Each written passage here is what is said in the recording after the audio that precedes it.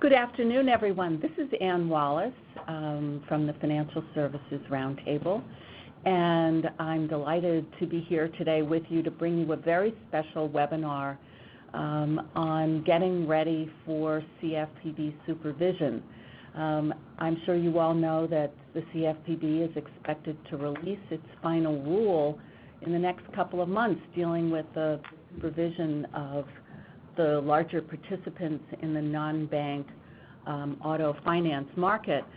I suspect that many, if not all of you, have already had some encounters with the CFPB on supervisory matters, whether it's fair lending or debt collection or other topics. But once the rule is final and the CFPB begins its examinations, as they're expected to do in spring and summer, it will be an entirely new experience, I think, for most of you. So let me just explain what we're going to do today, the topics we're going to deal with. As the title suggests, this is a strategic approach to the supervisory getting ready process.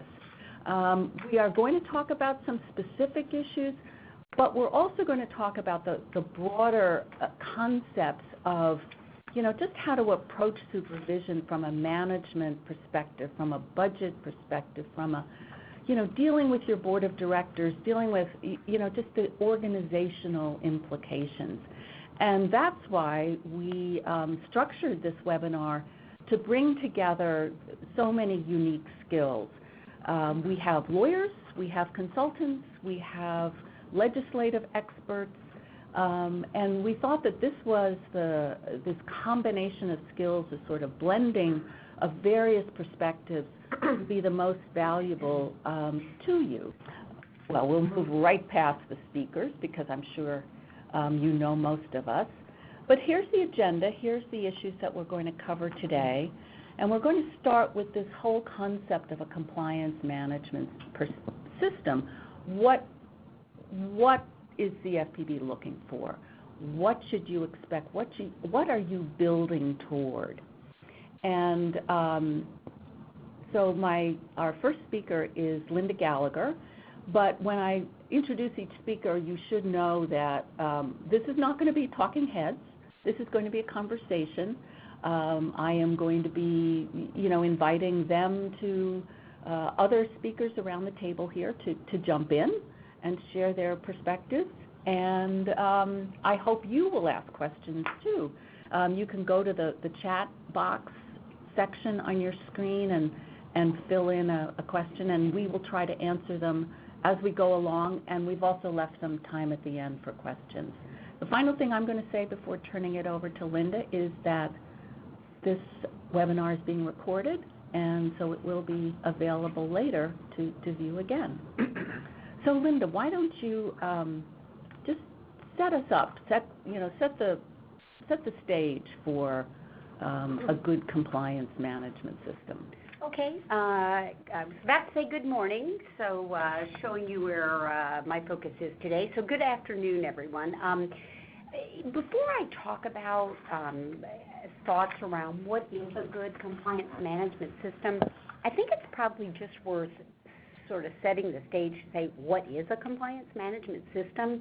And I think from sort of a terminology standpoint, having been in the compliance business for many years, the CFPB refers to what probably many of you think of as a compliance program, as a compliance management system. It is not some form of, tool or technology. It is the program around which you affect compliance across your organization. Just to share with you what the CFPB considers in terms of the elements of a compliance management system. That wasn't on my slides. Just very quickly, they will look at board and management oversight as an important part of your compliance, CMS for short. Then they actually have a category called compliance program, and this is straight from their exam manual, so certainly open book test. Everybody should have that in hand soon, if not already. The compliance program consists of, through the system of the Bureau, policies and procedures, training, monitoring, and corrective action. And then they call out separately how you respond to complaints. We all know complaint management is critically important. And last, compliance audit. So just definitionally, but I kind of want to take you down a little bit of a different path to think through it, I hope, more holistically and proactively. A couple of things to note. Those of you who have not yet been examined by the CFPB, and I know many of you have had interaction, but you haven't been through a formal exam, should note that an assessment of your CMS, your compliance management system, is the point of entry. It is your opportunity to set the tone for, frankly, your relationship, how you want the Bureau to think of your organization and its culture and performance around compliance. So it is actually, I view it as an opportunity to tell your story in your words. And I think if there's no other message I leave you with, it is that this really does have the ability to inform the Bureau and in the words of oh so many examiners, tell them whether or not they think you, quote unquote, get it. And if they think you get it, then they might be, I can't assure you, but might be and would likely be less inclined to dig and to look for issues if they're comfortable. So I really want you to think about that. Actually, Linda, can I ask you a question about that? You know, when we talk about interacting with the CFPB, and it almost sounds like, I mean, you said tell them the story. Yeah. It almost sounds like you need a script, like you need a presentation, like you need, I mean, you need somebody to talk to them who gets it, who knows how to make the best case to advocate that, you know, how good your program is. Yeah. I agree, and what I would do is to sort of take that concept of the script and separate it into two pieces. So the first piece would be what I have in the slides around the formal structure, a documented risk-based program. And I really mean have a document, so many of us joke about, you know, with a ribbon around it that says, this is how my organization affects compliance. And it should really be, it should tell a story. It should explain who is responsible for what, you know, very important, I think, around roles and responsibilities. It should encompass the role. Remember, I talked about the role of the board and management. It should speak to you know, the reporting frequency and such, not in too much detail, but enough that's sufficient to have in this documented program. You know, it should get into, of course, how your risk assessment process works, and it can certainly reference other documents where you might have more detail. It should talk about how you can conduct monitoring testing. Definitely should have information on complaint management in the context of your business. The third-party management oversight will be an important piece.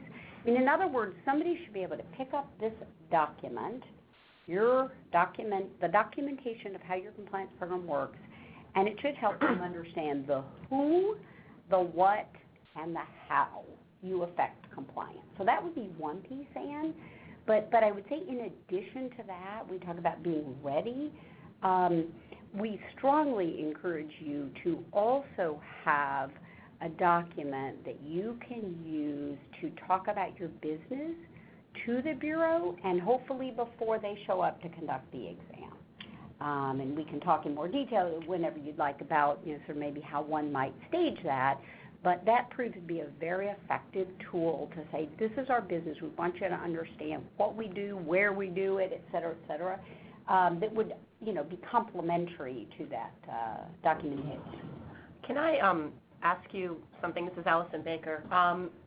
One of the things that I think is interesting in the supervision arena is how you interface with the Bureau and who does that interfacing on behalf of a company. And, you know, people often say, well, should I have my lawyers involved? And I think the advice I often give is have your lawyers in the background, participating in the conversations with the folks at the company, but do not have your lawyers at the outset interfacing with the Bureau's examiners, initially at least, because that creates an adversarial tension and and that's not really the jumping off point for this kind of process. And I'm curious what your experience has been with that kind of dynamic.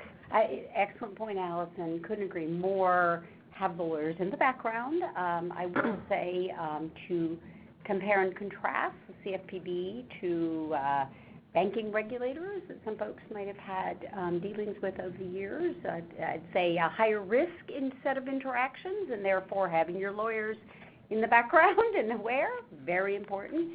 Reviewing the messaging, very important.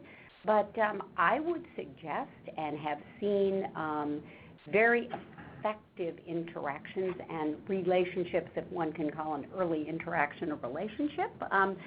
I would note that CEOs participate in these meetings, very effective.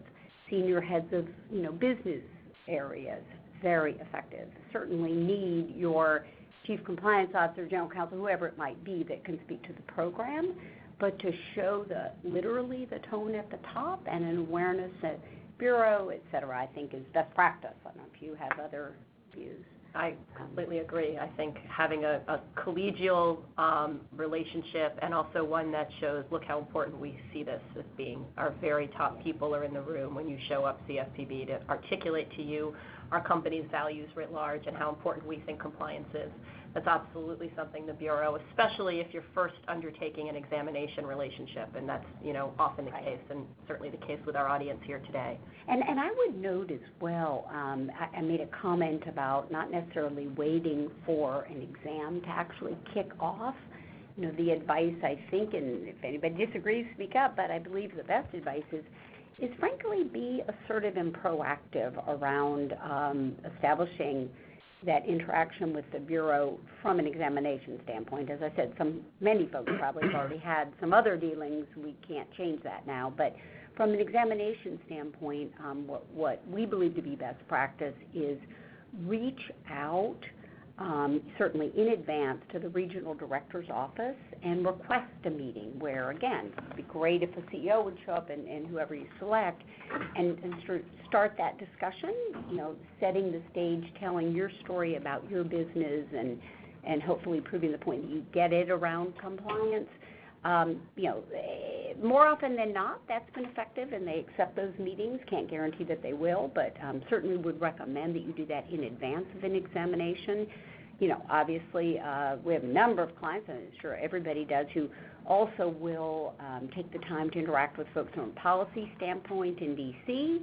Highly recommend that you do that, with people who make sense for your business, and things such as that. So be proactive, be assertive, try to start the discussion and have it be on your terms. David, did you want to add? Yeah, I just wanted to agree with everything that Linda said. It makes a ton of sense to me. This is David Luigs from Debevoise. In particular, I think having your business people involved and senior business people involved sends a really important message to folks from the Bureau. And the other thing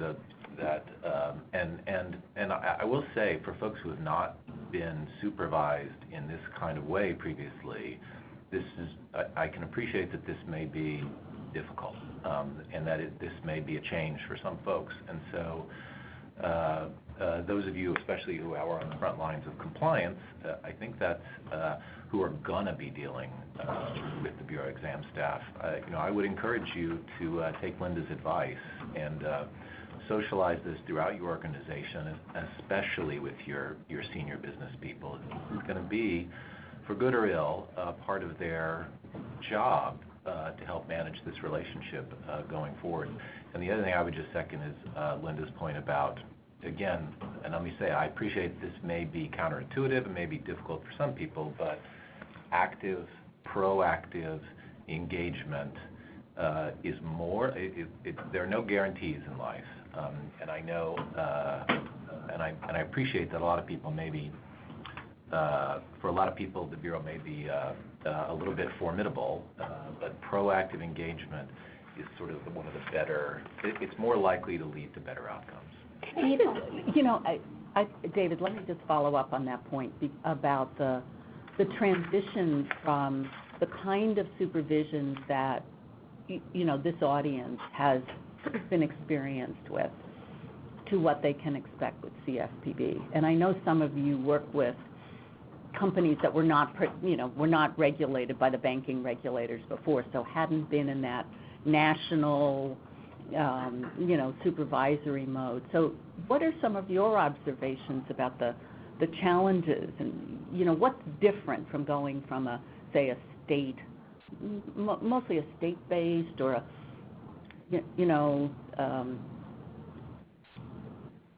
it's interesting what I've heard from a number of companies is that, of course, they've always been regulated by the Federal Trade Commission and by other regulators, but for this comprehensive look at companies, this sort of 365-degree look at compliance,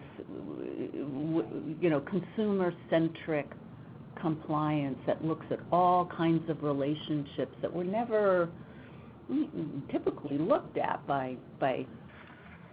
Well, this is Allison Baker again. One of the dynamics that's interesting here is, for example, the Federal Trade Commission, of course, does regulate, but it doesn't have examination authority. And so it doesn't have the authority, for example, to walk into a non-bank and say, without a subpoena or without a civil investigative demand, let me see all of your compliance materials, let me see your discussions regarding X or Y or Z.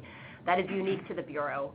The other thing that I think is unique to the Bureau is that the way the supervision program was set up at the CFPB was deliberately to align the type of banking regulatory regime of the federal regulators with the non-bank world. And so what you see is that kind of methodology being used in the non-bank space. And so I think that that's how it's very different. Number one, the FTC, doesn't supervise. And number two, the state process, as I understand it, is significantly often less comprehensive or less regular and certainly not designed to capture interests that go across the country. I mean, that's the other thing the Bureau is charged with doing. Its policy office, its supervision policy office, looks out across the entire market and says, what are trends that we're seeing? What are things that we should be particularly concerned about? And how can we best respond to those through the supervision process? And so I think that those are unique to the CFPB. And, the Bureau is growing and it's changing and it's still a relatively new agency. And so some of this is also very dynamic. But what I would note, and this is Linda again, is that you talk about, FTC or states or, regulators other than certainly banking regulators. The Bureau, those other agencies tend to be focused on issues, right? If they're aware of an issue that they believe is potentially in violation of law, negatively impactful to consumers, et cetera, they might undertake a specific investigation and focus on that.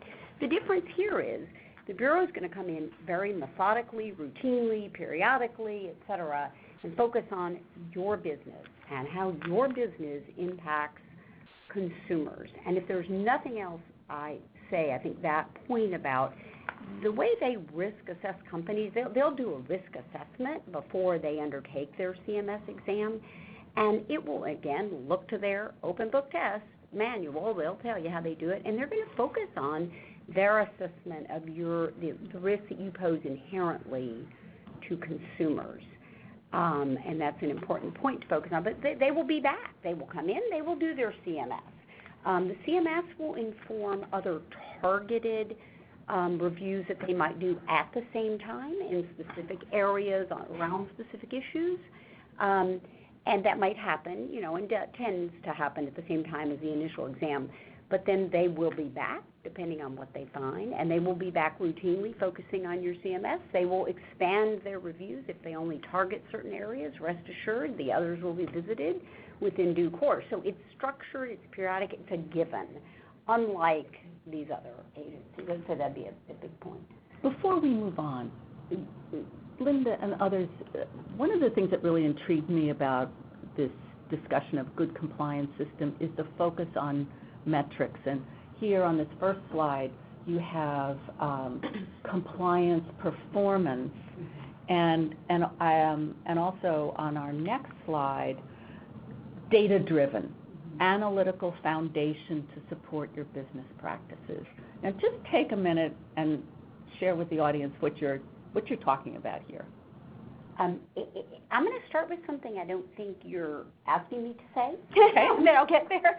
But I want to note that some of the comment about compliance performance, what I want to stress to you is that as you focus, and we hope you will, on your CMS, and there will be a lot of attention to process, there will be a lot of attention to documentation and things that you might say, why am I doing this?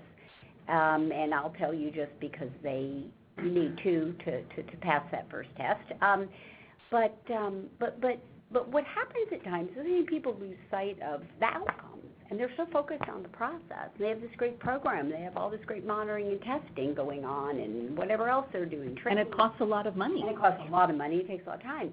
But guess what? At the end of the day, what matters is the performance. What are the outcomes? And so that was one message that we certainly wanted to deliver. And I know it might sound quite obvious, but trust me, people lose sight of it.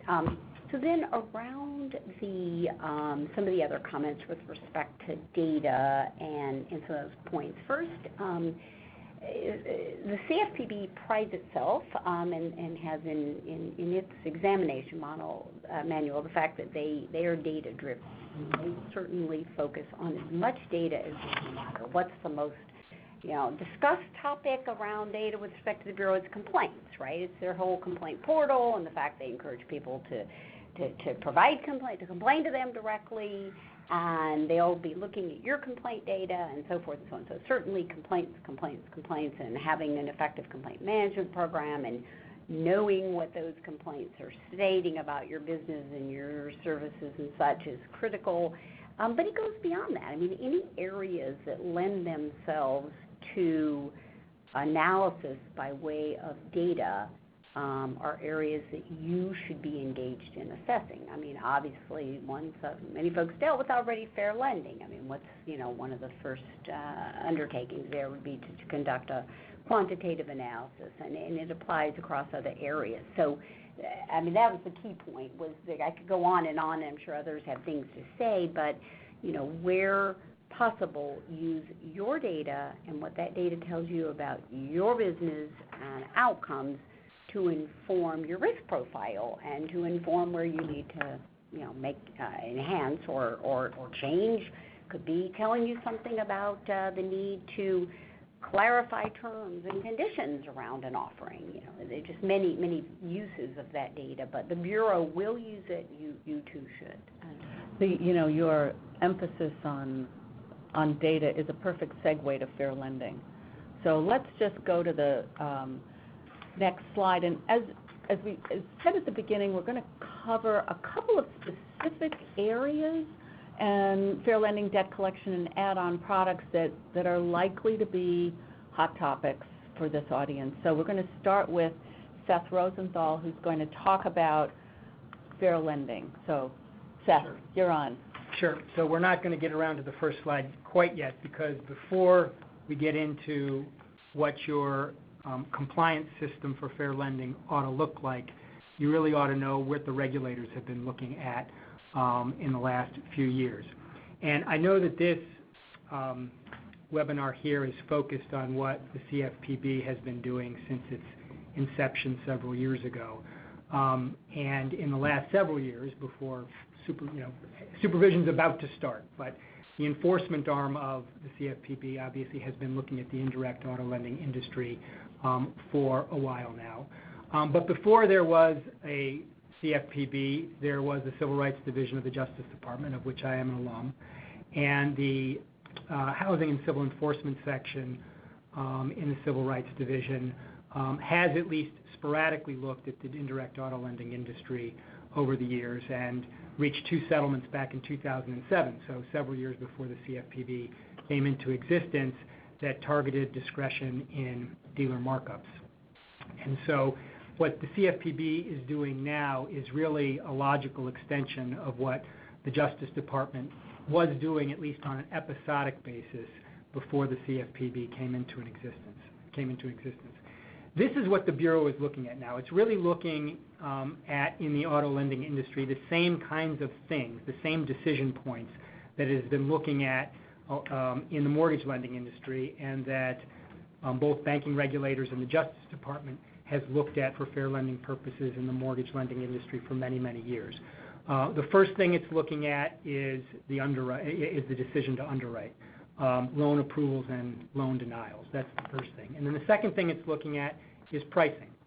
And there are two components in auto lending pricing that regulators have been looking at. The first are the buy rates, the interest rate quotes by lenders to dealers. And the second are the discretionary markups of the dealer reserves. The Bureau has been very clear in recent publications that although it has been looking at all three of these decision points, it has been focused largely, if not exclusively, on the third, on the issue of dealer markups. And that really may end up being your compliance management focus, because that is where the Bureau has put most of its focus. There have been, in the last several years, settlements, resolutions, whatever you want to call them, that the Bureau has reached with indirect auto lenders. One of them is public. That's the one with Ally Financial, and that was fairly large. It was $80 million with redress for 235,000 minority borrowers plus an $18 million civil penalty. But then there have been other settlements or other resolutions that are not public. And Allison might be able to speak a little bit to those, but I guess this is just a long way of saying that even though you may not have read about these things, understand that at least the enforcement arm of the Bureau has been perhaps more active than you would think in taking a look at the dealer reserve issue.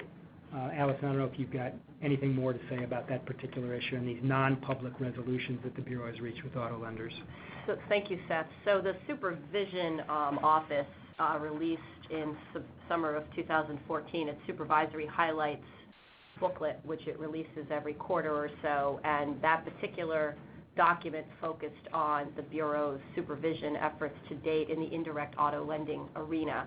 And it noted that there were a number of instances where there were non-public settlement is probably the wrong term, because the supervision process isn't quite a settlement process, but essentially non-public results requiring that the various companies that were being examined provide restitution back to consumers based upon some type of fair lending or alleged fair lending violation. And so it's important to note, because it's not just the public enforcement actions, which obviously are the ones that make the newspaper and everyone talks about, but it's also non-public actions that the Supervision Office can take and has taken in this arena and probably will continue to take. Yeah, and just to quantify it, I think in one of the publications, one of the bulletins Allison's referring to, these supervisory resolutions over the course of the past couple of years have totaled $56 million, providing redress to 190,000 consumers. So it's not an insignificant part of, CFPB's supervision of auto lenders, at least in the last couple of years. And, given that it's going to start supervising auto lenders routinely now, and given that it appears that the Bureau believes that discrimination is rampant in the auto lending industry, that whether justifiable or not, I think that everybody can expect increased scrutiny and perhaps increased enforcement in that arena.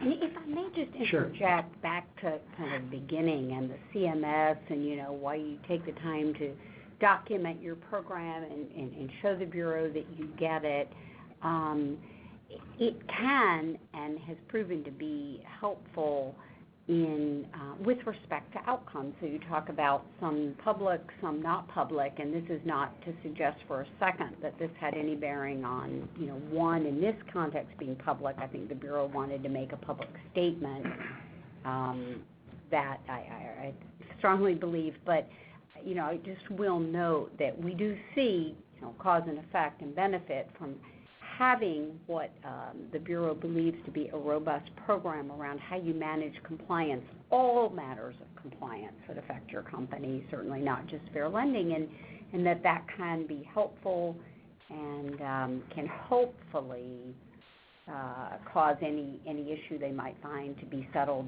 non-publicly. So just note that there is an important linkage. Right.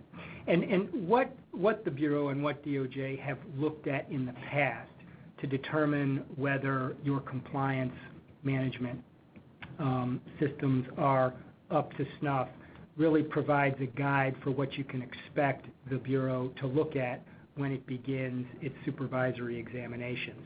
And as Linda was saying, there's no mystery here. It really is an open book exam, and in the bulletins that the Bureau has been publishing over the course of the past 18 months, they are telling indirect auto lenders exactly what it is they will be looking at to determine whether your compliance protocols are sufficiently robust to withstand scrutiny. The first thing they're going to be looking at are your policies and procedures and your fair lending compliance management. We're going to the slide now. What does that mean?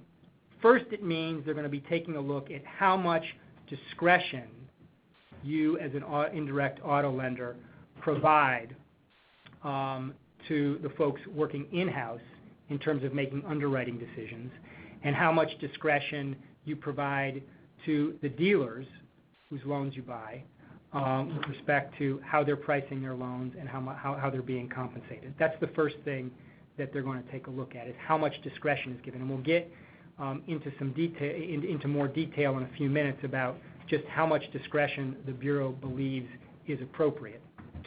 Second, they're going to take a look at how robust your compliance management system is. First, they want to see whether there are any preventive measures that you have adopted that show that you're serious about restraining fair lending or potential fair lending violations. Again, it comes back to discretion. They want to see whether there are any meaningful limits that you're putting on dealer reserves, any meaningful limits that you're putting on dealer markups. Second, as Linda suggested before, they're going to take a look to see whether you are engaged in some kind of routine statistical analysis for the purpose of determining whether there are any kinds of disparities among protected classes or between protected and non-protected classes in the loans that the dealers you're working with are making. And third, if in fact any of those statistical analyses show unwarranted disparities, show unexplained disparities, they'll want to see that you have taken voluntary corrective action. Not corrective action where they feel like they're prodding you into corrective action, but corrective action that you've taken before they even come to the door. And that is no different than regulators in any other industry. They want to see that you've taken that kind of corrective action. So that's really what they're going to be looking for in terms of your policies and procedures. Can I? Sure. Oh, I'm sorry. Yeah. And you might have said it, I don't think so.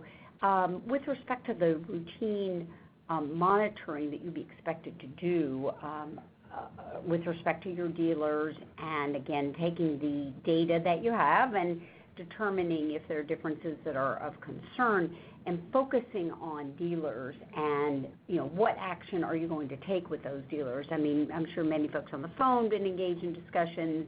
If there's a dealer, first time you find issues that are of concern, maybe you warn and you say, hey, this is an issue and we expect to see, different results. Is it 2 strikes you're out? Is it 3? Do you, stop doing business with certain dealers? I mean, those types of responses to what the data reveals certainly are expectations of the Bureau. And yes, and there are a host of potential corrective actions that are available, as Linda was suggesting.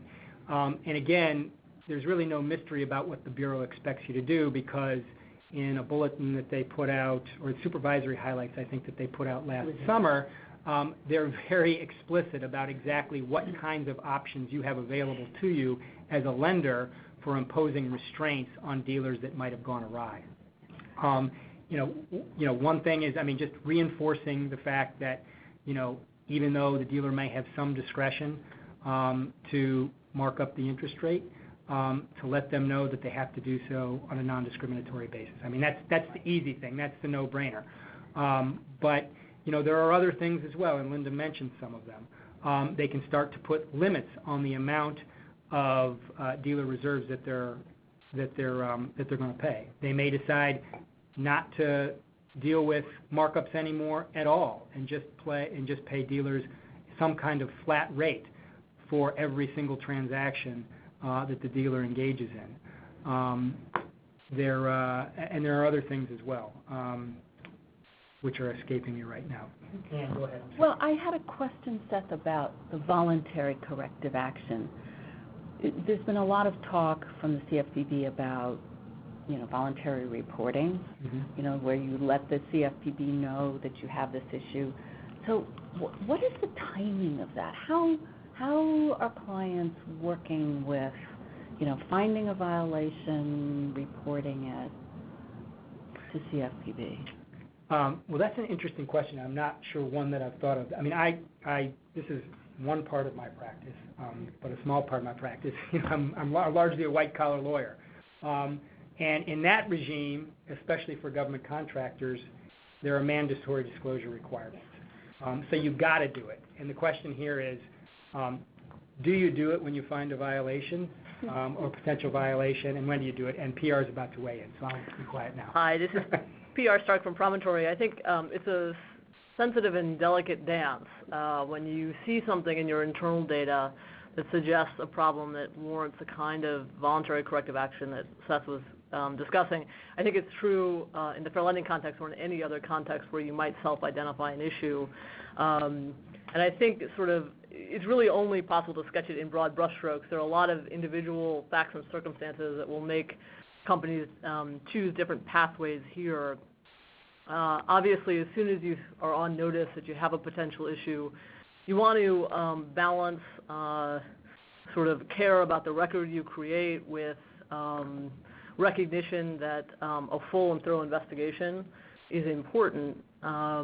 Obviously, the timing of whether or when to self-identify to the CFPB or other regulatory agencies that might have an interest in the question probably depends significantly on what the particular issue is that you're looking at, how many people it affects, the potential scope of process change that's involved in correcting it, and really finally the number of parties that are involved, particularly consumers who have been affected by it. Suffice it to say, in the broadest sense, you want to get far enough down the road in understanding all of those things that you're not putting up a false alarm to your regulator. You want to have confidence that what you see and what you think you see is what has really happened, and it's actually a problem. The best advice I can give in this sort of mode, however, is really to get far enough down the road where you can have a complete package to present to the regulator. Not just what you think went wrong or how many people were affected, but a full, committed plan for fixing it. That probably more than anything will affect how your work has been viewed, how your investigation has been viewed, and the spirit with which the company comes to that conversation with the regulator. Yeah, and just to underscore, so I think to answer the question directly, Ann, timing is fully dependent on when one has done sufficient diligence to know what the heck the problem is, what they think of it, frankly, what they would be prepared to offer to do about it. I mean, all those issues. There's quite a bit of analysis that folks undertake and would be advisable, I think, before raising your hand, quite frankly. But you can't let too much time pass. It's just like a data breach. It's right. just Like a data breach, where you have to know what happened and what's the likely impact and how many people and what you're going to do about it. So. And that it still is hopefully an issue that's not continuing. That's actually a particularly interesting example because data breaches so often will occur with publicity, and so the firm's hands will be forced in a way that may be different from a lot of other circumstances, like a fair lending issue on disparate impact. Yeah. So just picking up about what to expect, when the Bureau reviews you. We talked a little bit about policies and procedures. The Bureau will also be conducting statistical analyses, which we referred to, so I'm going to cover very quickly. The Bureau has made clear that it is going to sort of do a two-level analysis. First it's going to take a look at the buy rates and what you as an indirect auto lender are doing with dealers in terms of buy rates. And it's going to control for a number of the variables that you would expect the Bureau to control for there, like credit score, like debt to income ratio, like the terms of the deal, how long the term of the loan is, et cetera, et cetera. It's then going to also take a look at the dealer markup on top of the buy rate. And the Bureau has made fairly clear that when it's looking at the buy rate, it is probably not going to control for those same variables. Its view is that because it's already controlled on the front end, on the buy rate end for those variables, it need not control for any of those variables on the back end with respect to the dealer reserve. And so that's something that you ought to be prepared. You ought to be prepared to confront. Now, let me just talk for a moment about some of the methodological problems with the Bureau's mode of analysis. And it has come under scrutiny. There was actually something put out a couple months ago. A couple months ago by Charles River Associates on behalf of the American Financial Services Association, which really took apart the Bureau's methodology. I am not a statistician, so I don't know that I can speak intelligently to every single flaw that the AFSA found in the CFPB's model. But the two most important ones, at least the one that stick out to me, are how exactly do you determine the race of borrowers? How do you determine the sex of borrowers? This is unlike the mortgage loan context where you actually have federally reported data on race and sex. Here you've got to figure it out. And the Bureau has been using proxies for sex, which are probably a little more accurate than the proxies it's been using for race and national origin. I'm being time limited, but suffice it to say that there are limits here to the efficacy of using these proxies, and it's something that you may find yourself battling down the road in the context of a supervisory examination. The second thing is, and what differentiates this from the mortgage lending context, is that these transactions, unlike mortgage lending transactions, have a lot of different decision points, and there are a lot more variables here than there are in the mortgage lending context. Here, price is driven not simply by the percentage interest on the loan. It's being driven by whether there's a trade-in or not, whether or not it's a new or used car, whether or not the consumer is purchasing a warranty, whether or not the consumer decides to purchase servicing on top of the purchase of the automobile. So all of those things make it much more difficult to isolate disparities in financing in this context than is true in the mortgage lending context. Anyway, those are two of the shortcomings of the Bureau's methodology and things that you might find yourself scratching your head about and contesting down the road in the course of these supervisory examinations. Well, thank you. We could spend a lot more time on this, but we are going to move forward to another area of likely supervisory focus. And before I hand it over to David to talk about debt collection and add-on products, let me just remind the audience that we have a place on your screen to give us some questions. I have one or two questions now, and we'll answer those a little bit later. We've reserved time at the end, but please send us some questions, and we'll have an opportunity to answer them at the end. So, David, talk to us about debt collection. Thank you, Ann. So, I think that debt collection and add-on products are both topics that, frankly, we could have a whole seminar on each one. And I think the principal message of I want to get across, and I think my colleagues here would agree with me. Probably a lot of the folks in this industry have gotten a real clear sense, as Seth said, of the importance to the Bureau of fair lending issues. And in particular, again, as Seth said, around dealer markup and the potential for disparate impact from dealer markup. That's clearly been their first principal focus in the auto area. And I don't want to be the bearer of bad news, but I'm also a keeping it real kind of guy.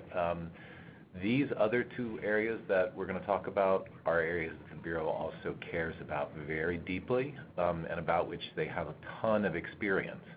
And so much like you could see, again, as Seth very nicely laid out, theories that have been previously used both by the Justice Department and the Pacifico settlements from a couple of years ago, and by the Justice Department and other regulators in the mortgage context for fair lending around things like yield spread premiums, have fully migrated over to indirect auto. I think it behooves folks who are going to be supervised to consider the same kind of thing is going to happen or could happen in debt collection and add-on products. So with that as the background, let's talk a little bit about where the regulators have been on debt collection. 2015 could easily be sort of the year of debt collection for the Bureau. They have, as you probably all know, put out an advance notice of proposed rulemaking that really extremely ambitious in its scope. And they have previously put out guidance that suggests to the industry that prohibitions that apply to third-party debt collectors under the FDCPA could very well also be viewed as unfair, deceptive, or abusive practices when engaged in by someone other than a third-party debt collector, i.e. An original creditor. So those are the two sort of obvious benchmarks, I think, for folks to think about when you think about looking at your own debt collection practices. A couple of other things that I think you should put in your library of debt collection materials, and it's kind of a forbidding list, but I think it's important for people to think comprehensively about this. There is the whole robo-signing mess that led to the national mortgage settlement, where virtually every government agency was involved, and they've taken a lot of lessons from that, and they've applied them already, and you've seen press reports about this, to other industries. So when you think about the kinds of issues that the Bureau might be looking at when they come in to look at your debt collection and your servicing practices more generally, I think you have to, it's useful to think about everything that came out of the national mortgage settlement, as well as the activity the Bureau has had on the mortgage side in terms of their new servicing rules and generally in terms of loss mitigation. So that's one set of sort of sources of guidance. The other issue to keep in mind is that there's also been a lot of activity at the state level. The New York Department of Financial Services just came out with finalized their set of debt collection rules. They don't apply generally to original creditors, but by applying to third-party debt collectors heightened information requirements, they are almost certainly going to have an impact on original creditors, because the third-party debt collectors are going to need more information in order to be able to communicate things to delinquent borrowers or borrowers that they're collecting from. So, and then there's also the well-known fact, I think, that one of the highest areas of complaints that are received are in the debt collection space. So certainly, Linda talked earlier about really the critical importance of getting your arms around your complaints and having a top-notch management system for complaint response and drawing lessons from that. When you see patterns, when you see complaints, you really need to think about them the way the Bureau is going to think about them, and think about whether or not that means you might want to consider modifying or beefing up some of your systems. May I just add one thing, just to link the last two topics, and to take fair lending and debt collection, I would urge everybody to focus on all issues as comprehensively as possible as it pertains to your business. So in the context of fair lending, link that to collections and all aspects of servicing, the back end of the process, getting as much attention today as any part of fair lending.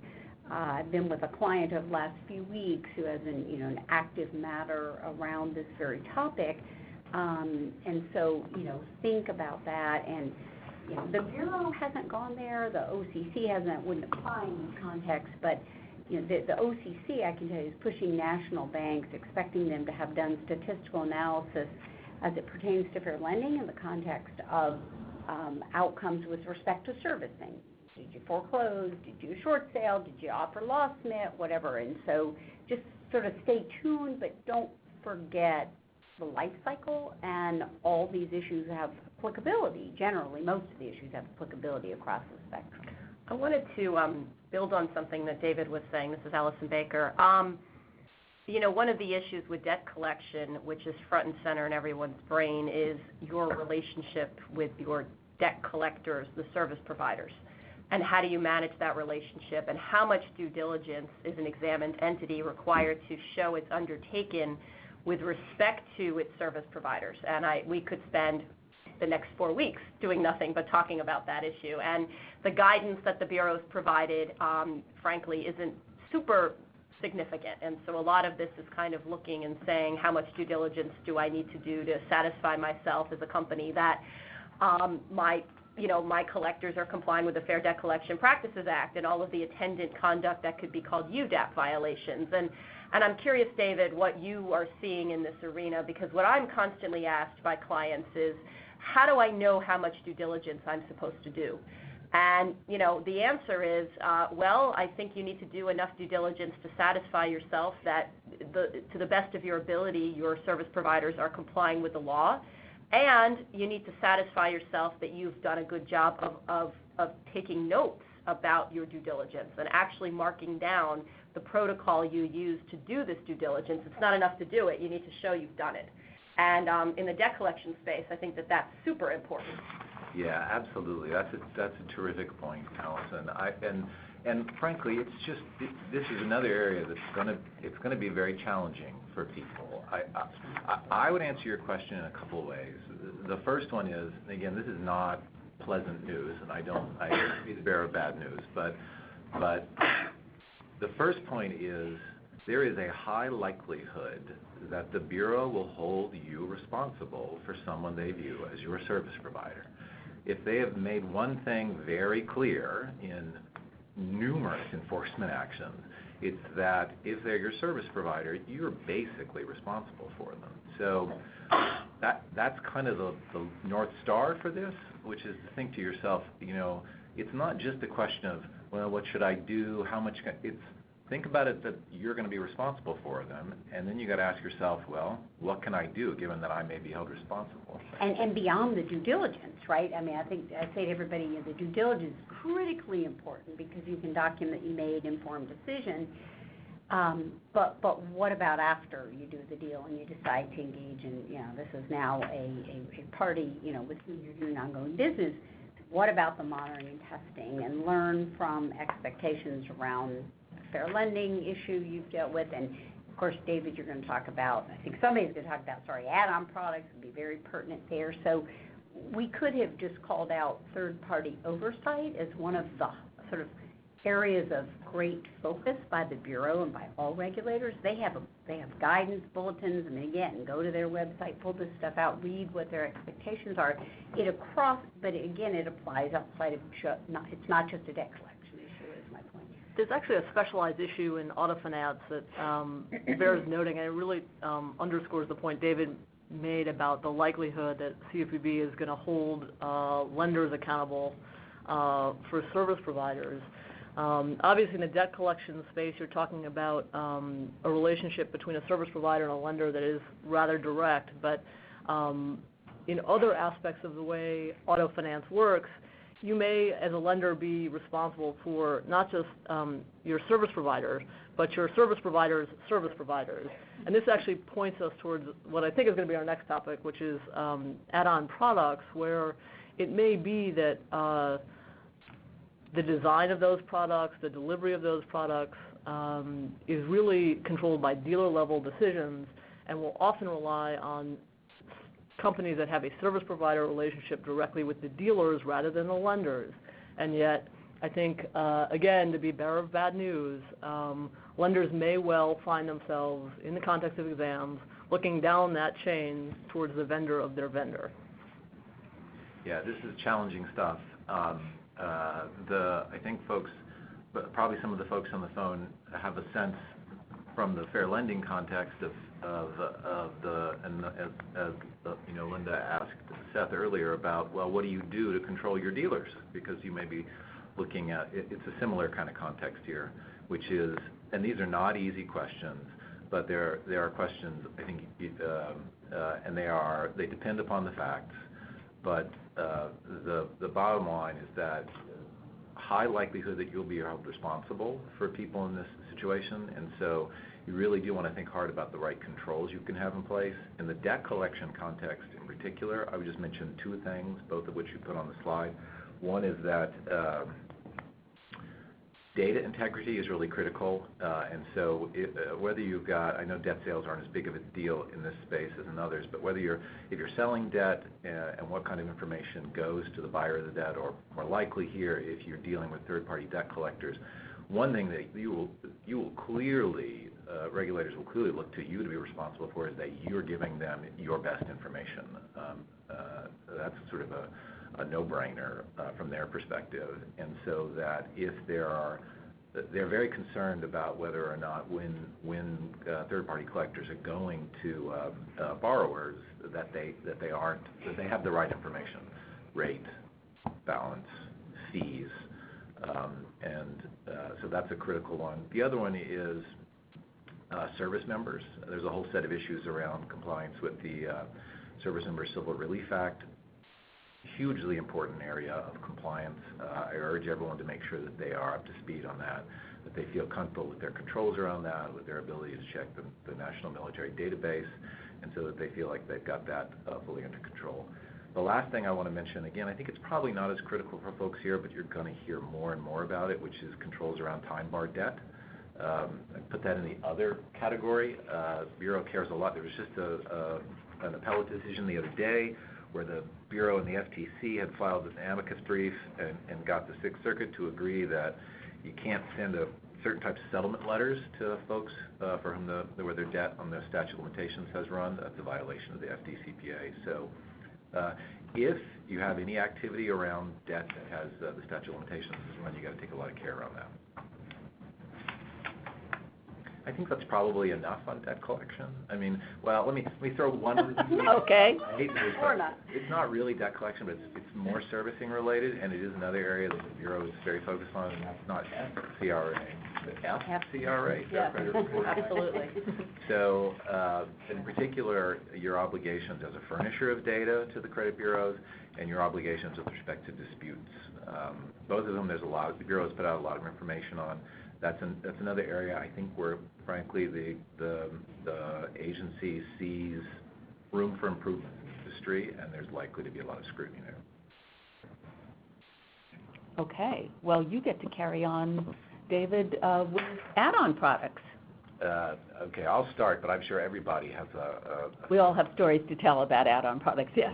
Yeah, so again, let's just level set for a second on add-on products. There have been, I'm sure the folks on the phone are familiar with the Miles U.S. Bank order. So you know that there's already been one enforcement action, public consent order by the Bureau in connection with auto add-on products. And just to level set, there have been 8 total add-on product enforcement orders.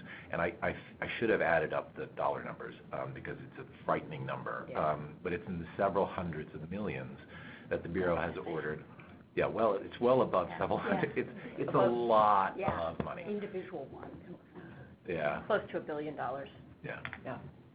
Yeah, and there are individual orders that are in, I should say that, are in the several hundreds of millions. And the principal thing, is the way to think about it is, and some of the and this is an area we could have a really interesting discussion about, which is the Bureau's theory on how much and in what situations they can force an institution to give back all the money that a customer paid. But they have very aggressive theories on when you have to give back all the money that a customer paid on a product, where they find evidence of UDAP activity. So, and also just to underscore the importance of add-ons, it was the Bureau's first enforcement order. It basically came out more or less on the 1-year anniversary of the Bureau's opening its doors.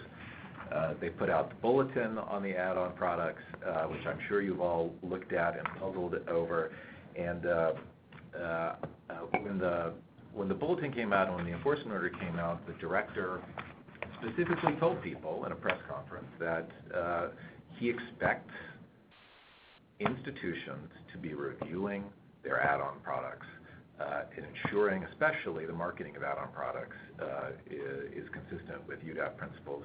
And at the hearing in Indianapolis, when they announced the large participant rule for auto finance, the director again brought up add-on products and mentioned them as an area that the Bureau will be focusing on. So I think you can expect the same level of intense scrutiny here as you're seeing in some of the other areas. And so it behooves folks to strongly consider what they do in the add-on product area. So a couple of things. First of all, obviously the starting point is the Bureau's bulletin as you think about what to do. And really the first focus, I would suggest, is that you really need to take a careful look at marketing.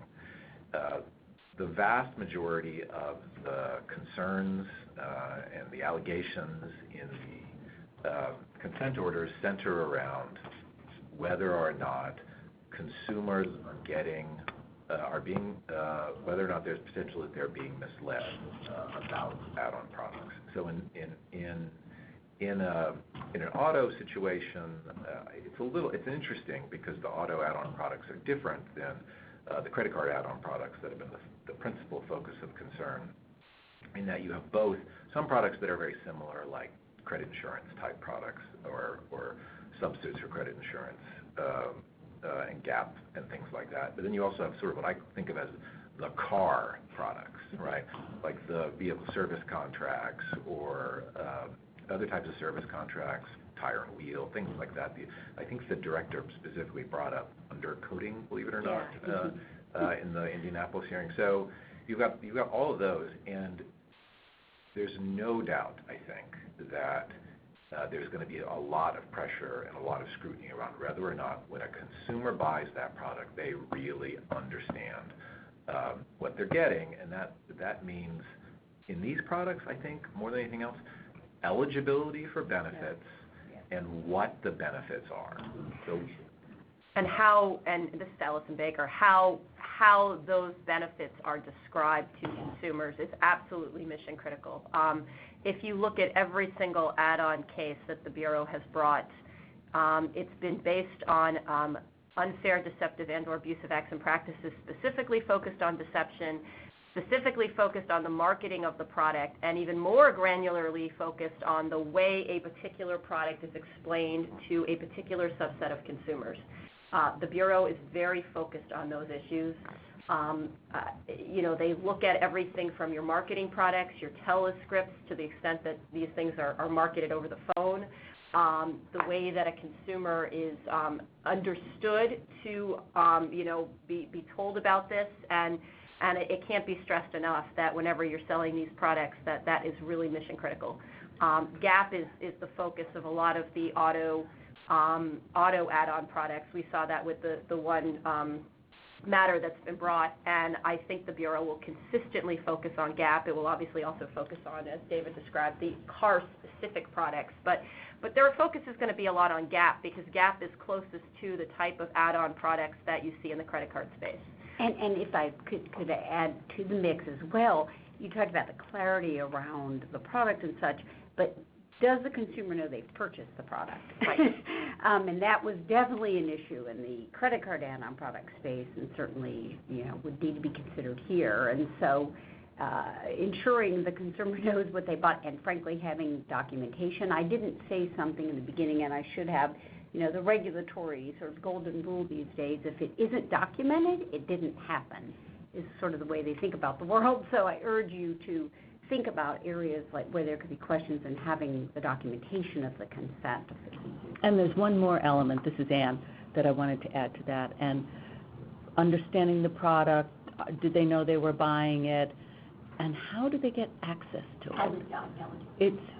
It's what we used to call breakage products, where there are barriers to actually obtaining the benefit. You have to go there, and you have to sign up here, and you have to send in something, and making it difficult for the consumer to actually get the benefit of the product is another. In the credit card space, I think they criticize very specifically in orders. Typically, I think there were two-step processes, and they were just quite cumbersome. And the key fact that goes with those problematic processes is taking fees from customers who don't complete them. Yes, there you go. And if you look at the last 3 orders in this space, that has been the focus point, which is taking money from consumers for a product who the consumer can't get the benefit of the product because the process to get that product was never completed. Yeah. All of these issues are critical. And, one of the things that was unique to the credit card space, and I'll be interested to see how the Bureau handles it going forward in the auto space, was that in the case of, Linda's point of, does a consumer know that he or she's purchased a product? Well, when you have a credit card add-on, the credit card company already has your information. And so it isn't the second step where you're affirmatively giving that information again to the credit card company. And this is also an issue because it's the case that sometimes consumers do not even realize, at least according to Bureau findings, that they've purchased a product because that last step didn't have to be undertaken. And it'll be interesting to see in the auto arena how the Bureau responds to that issue, because that's obviously going to be a little different in terms of facts. But that's something else that is, mission critical for the Bureau, which is what consumers understand. And the deception standard, which is the standard that the Bureau has primarily used and relied on in this space, is what a reasonable consumer understands. And the reasonableness inquiry is very consumer segment specific. And so if you're dealing in the subprime space, for example, or you're dealing with students, or you're dealing with service members, or you're dealing with folks for whom English is not a first language, all of those factors are going to inform the way the Bureau makes its deception analysis. And it can't be said enough that you really need to have good marketing materials in place. Yeah, I would just pick up on that last point. In the auto space, at least I think these products are typically going to be sold in the F&I office. Yeah, I was just going to go there. And yeah. so and that's for the lender, for the company that's buying the retail installment contract, they're not going to be there, right? And you're going to have challenges in your ability to control that environment. One thing that you can try to control as much as possible is what the papers say, and what kind of documentation. I mean, let me be clear, more controls are even better. But as a practical matter, this is, it's one, you had in the credit card space, you had things like scripts that were given to telemarketers, and the telemarketers allegedly went off the scripts. That didn't matter. They were still, the card provider was still held responsible. And so that's the kind of environment you're dealing with. And so at the very least, I think the lowest hurdle of that I would encourage people to make sure they cross is that your marketing materials, and sometimes, I know this may pose challenges too if it's third-party provided products, but if the marketing materials are very clear, that's kind of like I think that's the starting point. David, let me pick up on your mention of third parties, and let's spend a little time as a group talking about the relationships in the auto lending market, because it seems to me that the complexity, the compliance challenges, the strategic challenges are just that much higher in non-bank auto lending because of all of the relationships, the lender, the dealers, the providers of these services. It just, and I think there's what CFPB is expecting kind of represents a change in the business model where, and real challenges in the business model where, the auto lender really doesn't have control over the dealers, and sometimes under state law there are those state law issues about what kind of controls and what kind of pressure you can bring on them. So, any observations about that? I mean, from my perspective, it's a huge problem. And to just state the other thing that obviously I think is behind a lot of what you say, Ann, is that of course the dealers have a special exemption from Bureau jurisdiction, a bigger exemption than anybody else got, and a very powerfully worded one. And so you have sort of, I think, the principal customer interface is outside the Bureau's jurisdiction, whereas then you have secondary market buyers who are fully within the Bureau's jurisdiction. And that really creates a significant challenge. And there are other third parties as well, as we've already talked about, including third parties in the add-on product space. and that's a challenge in fair lending, obviously, but it's going to be a challenge in other spaces as well. I think the one thing I would say, I'm interested in others' views, of course, is that I don't think it's going to cause the Bureau to back down. So it becomes more of a problem for us and our clients than it is a problem for them. I would say not only is the Bureau not inclined to back down, but because of that exemption, the Bureau is inclined, and it's the only part of the statute where there's an exemption for a single industry that gets its own part of the statute. All the other exemptions are put into 1027, but then you've got this freestanding exemption. I would say the Bureau is going to work very hard to navigate around that exemption in an effort to regulate this industry. And we've seen that with indirect auto lending, fair lending, compliance issues that have already been out there. We're going to continue to see it with this larger participant rulemaking. In the fair lending context, I mean, I think the Bureau's answer, and again, it's there in their bulletins, is that we understand that there might be some issues with respect to controlling the dealers. You, as a financial institution, may have 300 dealers that you're dealing with, and it may be difficult. But, there's a simple fix to that. And the simple fix in the fair lending context is just not to allow them any discretion at all in the dealer markup.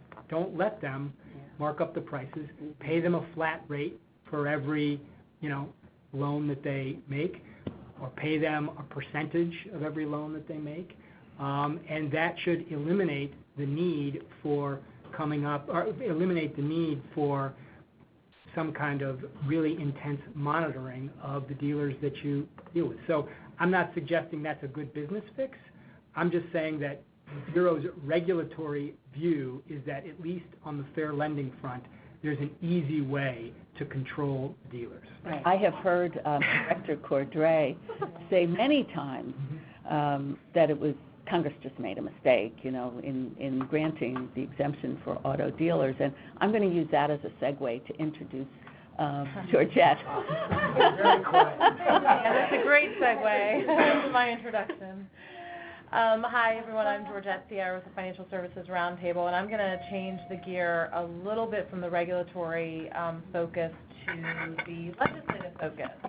And just giving a quick Washington perspective. So I won't rehash the elections of November, but as you all know now, there was a shift in power in Congress. Now one party is in control of both chambers. And so what does that mean for modifying the CFPB, which many members on both sides, the House and the Senate, have been vocal about wanting to do? What does that mean? I think there's still some challenges that I think are still present when you look at making any sort of modification to the CFPB, whether it's in the structural reform or whether it's actually trying to rein in some of their supervisory and examination authority. And the first one is politics. Pretty basic. There's still a partisan sentiment on Capitol Hill. That hasn't gone away. And it was really exemplified last week in the attempt to bring forward a large Dodd-Frank package that was dubbed as a bunch of small technical fixes, but in essence, the title alone lends itself to be very misleading. So I think that right off the bat sends off some flares when you look at that. And then, of course, the advocates. So there's one advocate in particular who I think everyone knows who is in of herself a watchdog. Senator Elizabeth Warren is a very hard force to deal with when you talk about any sort of changes to the CFPB, as well as the outside consumer groups. They're all on alert now. Given last week's action to come out of the gate in a new Congress with a large Dodd-Frank fixed bill, they are on high alert now and have been very vocal. And then the last one is perception, and this plays into two areas, I think. One is the perception of the actual legislation that you're trying to move. So as I referenced before, there was a big bill that both on a process standpoint was put under a process which is reserved for really non-controversial bills that should just sail through consideration of both chambers.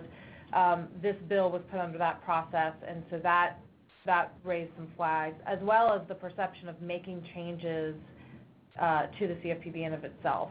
So when you talk about, when you go outside of the confines of Capitol Hill and you ask people, what do you know about the Dodd-Frank Act?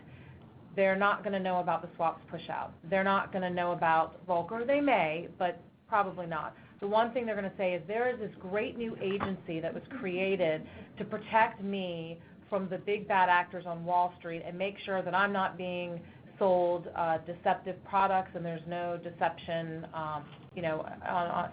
with regard to me. And they're going to protect me. And that's a really big hurdle to get over as a member when you look at your constituents. And, from a reputational company perspective, that's a really hard hurdle to get through. So what does this all mean if you actually want, notwithstanding the three challenges, if you can get through that and actually look forward and see what kind of changes would you make, any sort of change is going to have to be very incremental and narrowly focused.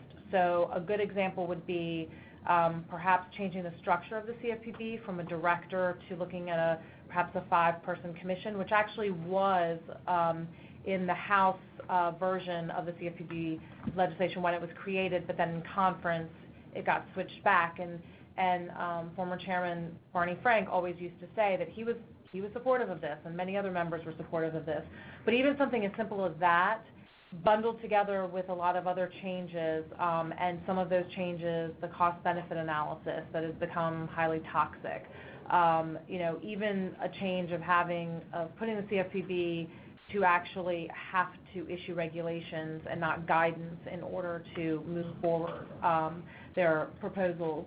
Even that, which could seem very simplistic and a good change, would probably see some hurdles moving through. So just thinking about if there is an intent to do anything to change the CFPB, there are some challenges, and even so, looking at it from a very small incremental, it may not be a big win, but it's at least an opportunity to start a conversation about what other items and what other things maybe weren't addressed in the legislation and the creation and may need to be tweaked. I would welcome any other thoughts on that. Georgette, this is Allison. I have a question for you. Whenever I listen to people talk about likely or potential changes to the structure of the CFPB, it strikes me that a lot of the conversation is very inside baseball, inside Washington. And you make a very good point, which is, for the average member of Congress, regardless of party affiliation, to go home to constituents and say, I completely help gut the one agency in D.C. that has consumer financial and protection in its title. I wonder what the feasibility of that is. And so to the extent there are changes to the Bureau structure, it sounds like, from your perspective at least, that those would be somewhat incremental, somewhat small, and maybe really relegated to more of this kind of inside baseball world that those of us sitting around this table pay obsessive attention to, but a lot of people don't, and that's probably not a bad thing, frankly. I think you're right. I think, if you really want to look at changing any sort of jurisdictional abilities that the CFPB has, I think you're going to have, it's going to be a losing battle. And I say that because you do have consumers who, whether or not a member of Congress or, companies think that this is actually good for the consumer, it is good for the consumer in the consumer's eyes, because institutions were not, the banking regulators were not there and watching out for the consumer when the crisis happened. And so this was a reaction to that.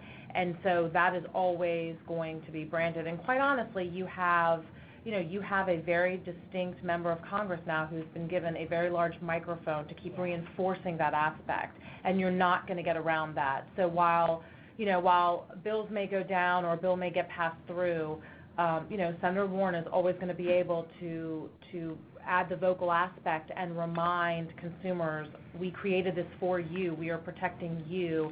And quite honestly, the advocacy groups. I mean, this gives the advocacy groups the power they need, the grassroots level. I mean, the grassroots is really important in getting something done here, and it'll be very hard to get them to stay neutral on anything, I think. And I think this is Linda Gallagher, just to underscore, I've been unwavering on this point. For 5 years, clients, or however long, they haven't have the doors open that long, but, surely they'll go away. Surely, the Republicans will gain control, and this agency that we're all struggling with will be gone. And I've just been firm on this, I think, to the points that have been discussed.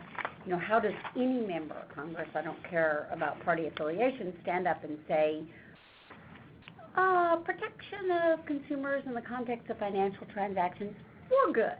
It's a hard argument. So I also focus on, let's, kind of going back to the beginning, and we talked about the complaint area and the fact that the Bureau's complaint database is so robust. And not only do they obtain those complaints and participate in the response aspect, but they publish, on their website and in other opportunities when given, they're quite public, I should say, about what they have done to help, Sally from Tucson who complained about, her student loan and, whatever the case may be. I mean, I think they've really used the platform they've been given to be a very atypical regulator when it comes to public relations and using the media and such. So I think goes beyond Center One. I think the Bureau really does push on these. So I think the point is, if you accept kind of my point about the CFPB has always been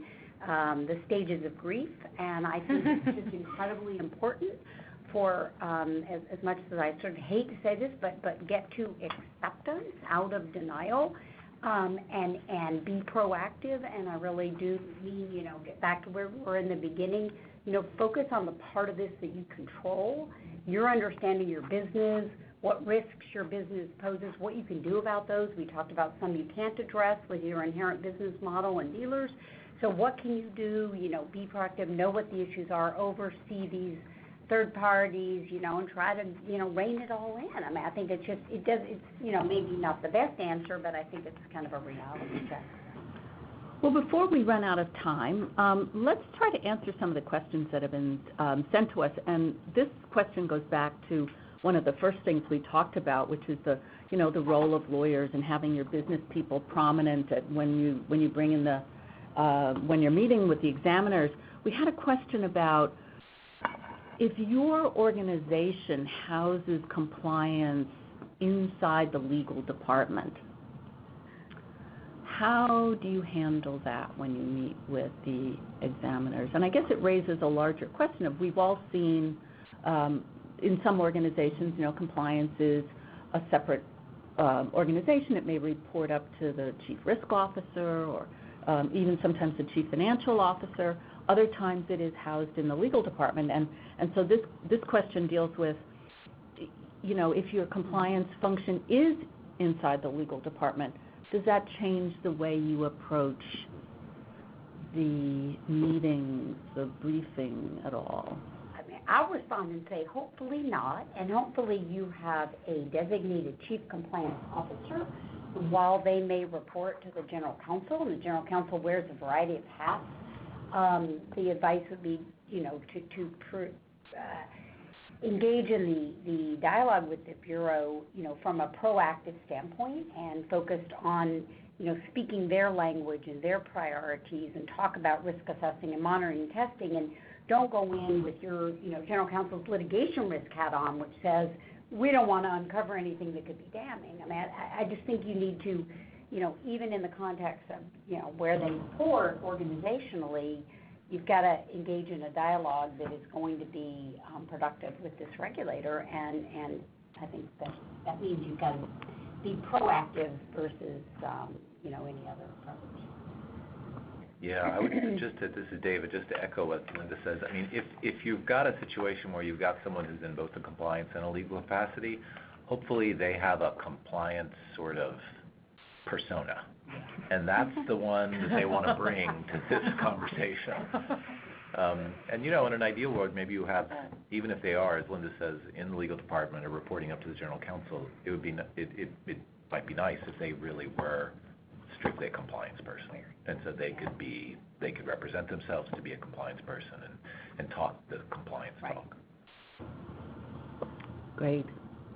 Well, we are just about out of time, and we have certainly enjoyed this conversation and are delighted that you all joined us today, and hopefully we'll do this again sometime. Please email us.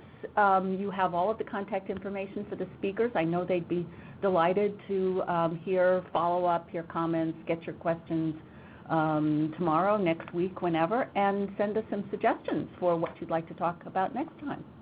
Again, thank you and goodbye. Thank you. Thank you.